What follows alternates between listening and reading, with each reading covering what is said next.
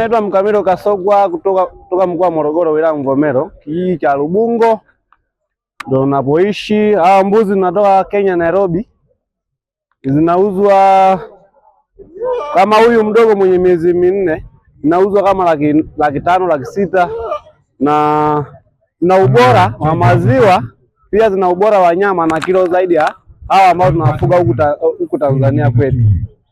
Na huyu ni mbegu pia ni gara, ni mkubwa, ana miezi 6. Huyu ana miezi 6. Na pia tunamuuza milioni na laki 2. Milioni na laki 2. Ana kilo nyingi, ana kilo zaidi ya 120. Kwa hiyo ni mbuzi bora mwenye maziwa na maziwa nyingi, na pia ina nyama. Ni mbegu wa maziwa na ina nyama, ina ubora zaidi. Hiyo dawa matumizi hiyo unaamba asubuhi, unalamba na jioni.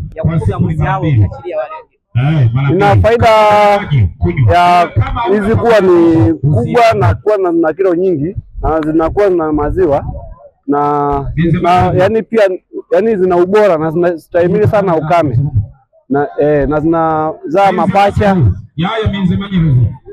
Ndio tofauti yao ya mbuzi hawa na zile za kienyeji za Kimasai, zile Red Masai, zile zinaitwa Red Masai. Hizi ni gara kutoka Nairobi, Kenya.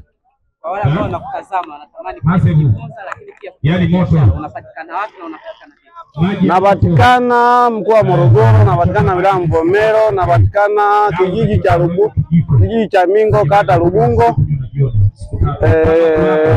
Kama unataka kunipata njoo Morogoro mjini, barabara kwenda Iringa, japanda Mzumbe, sehemu moja wanaitwa Sanga na njia inaenda Lubungo, ndio napopatikana kule.